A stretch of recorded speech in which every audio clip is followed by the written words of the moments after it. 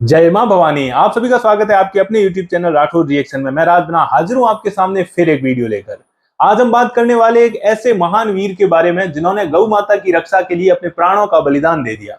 वैसे तो हमारे राजस्थान में ऐसे कई वीर हुए हैं जिन्होंने गौ माता की रक्षा के लिए अपने प्राणों का बलिदान दिया था, जैसे कि वीर पाबू जी, वीर गोगा जी, वीर तेजा जी, वीर पनराज जी। उन्हें सारा जगत जानता है। लेकिन आज हम एक ऐसे वीर योद्धा के बारे में बात करने वाले हैं जिन्होंने गौ माता की रक्षा के लिए अपने प्राणों की आहुति दी थी, और वो वीर थे वीर बिकासी जी।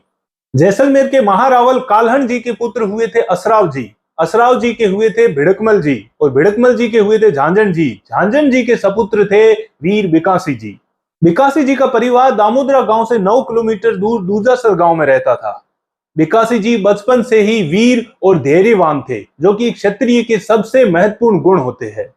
एक बार बिकासी जी अपनी घोड़ियों को ढूंढने के लिए सोनू गांव आए हुए थे, और यहाँ पर जब उन्हें लगा कि शाम हो गई है तो मुझे यहीं पर ठहर जाना चाहिए, तो उन्होंने सोनू गांव में ही सोनक गुरु के यहाँ ठहरने का विचार बनाया। जब वो वहां रुके तो सोनक गुरु ने उनके लिए भोजन लाने को कहा, तो बिकासी जी ने मना कर दिया। उन्होंने कहा कि मेरा उपवास है और मैं आज भोजन नहीं करूंगा। तो इस पर सोनक गुरु ने अपनी पत्नी, जो कि गुरु माँ थी, उनसे कहा कि आप बिकासी जी के लिए दही लेकर आइए। तो जो गुरु माँ थी वो थोड़ी संकीर्ण स्वभाव की थी, और उन्होंने ताना मारते हुए या तंज कसते हुए ये कह दिया कि ये कौन सा हमारे लिए गाय घेर के लाया है जो इसके लिए हम दही दे या दूध पिलाएं। ये बात बिकासी जी के हृदय को लग गई। वैसे बिकासी जी में एक सबसे बड़ा गुण, जो मैंने शुरुआत में बात कही थी, धैर्य का गुण था, और वो बात को कह के नहीं बल्कि करके दिखाने में विश्वास करते थे, और यही एक क्षत्रिय का परम गुण होता है। तो उन्होंने इस बात को सामने रिएक्ट नहीं किया या उसका प्रत्युत्तर नहीं दिया, और शांत रहे, और फिर गुरु से आज्ञा लेकर वहां से रवाना हो गए। अब आप इसे संयोग कहे या कुछ और, जिन गायों का तंज थोड़ी देर पहले गुरु मां ने बिकासी जी के लिए कहा था, उन्हीं गायों को लूटने के लिए कुछ लुटेरे आ गए और वो गायों को ले जाने लगे। चारों ओर हाहाकार और चीखें मच गई। अब गुरु को कोई और नजर नहीं आ रहा था जो उनकी गायों की रक्षा करे। तभी उनके दिमाग में बिकासी जी का ख्याल आया, जो कि अभी अभी वहां से रवाना हुए हैं। गुरु जी दौड़ते हुए उनके पास गए और बिकासी जी से कहा कि मेरी गायों की रक्षा कर दो। बिकासी जी को जब ये पता चला कि कुछ लुटेरे गायों को ले जा रहे हैं, तो उनकी आंखों में रक्त उतर आया। आता भी क्यों नहीं, क्योंकि वो एक सच्चे गौ रक्षक थे, एक सच्चे क्षत्रिय थे। उनका हाथ अनायास ही उनकी तलवार की मूठ पे जा पहुंचा, और अगले ही पल बिकासी जी उन लुटेरों की भीड़ के ऊपर टूट पड़े। वो इस प्रकार से टूट पड़े थे मानो भेड़ों के झुंड के ऊपर कोई भूखा शेर टूट पड़ता है।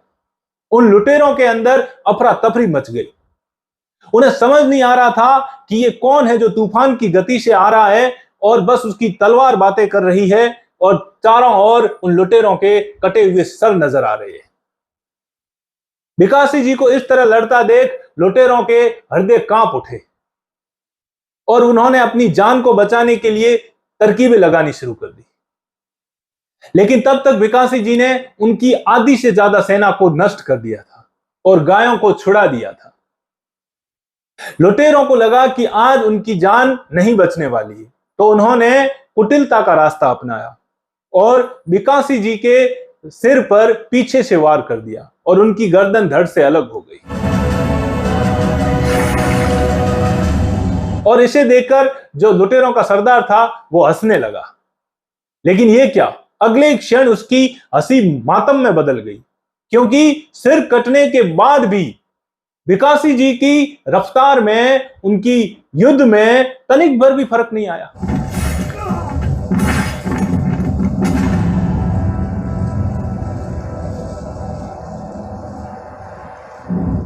बिकासी जी उसी रफ्तार के साथ, उसी गति के साथ लड़ते जा रहे थे और दुश्मनों के सर काटते जा रहे थे। लुटेरा सोच में डूब गया कि ऐसा कैसे हो सकता है, कोई व्यक्ति बिना सिर के कैसे लड़ सकता है। लेकिन यह प्रत्यक्ष था।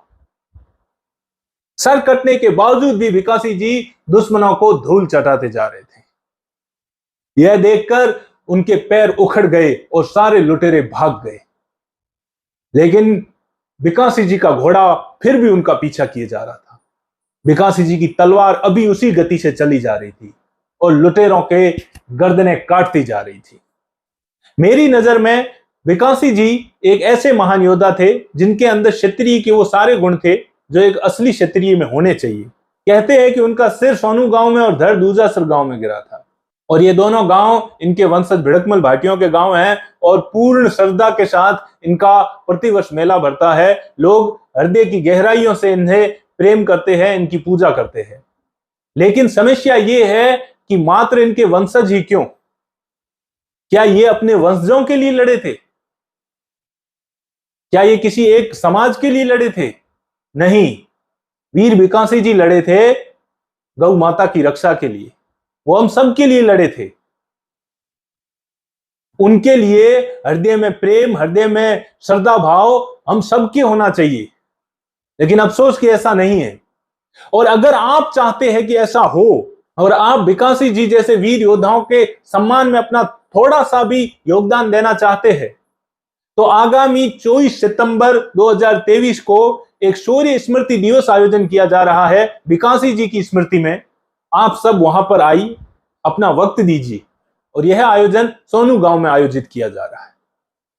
तो आप सबसे निवेदन है, अपना कीमती समय निकालकर इस दिन अधिक से अधिक संख्या में पधारें और इन जैसे वीर महान योद्धाओं की स्मृति में अपना 2 पल का समय दें। तो उम्मीद है मेरा वीडियो आपको पसंद आएगा। पसंद आए तो इसे लाइक कीजिए, चैनल को सब्सक्राइब कीजिए और वीडियो को शेयर जरूर कीजिए, ताकि अधिक से अधिक लोगों तक इन महान वीरों की कहानी पहुंच सके और अधिक से अधिक संख्या में लोग 24 सितंबर को सोनू गांव पधार सके। मिलते हैं नेक्स्ट वीडियो में। जय मां भवानी, जय राजपुताना, जय हिंद।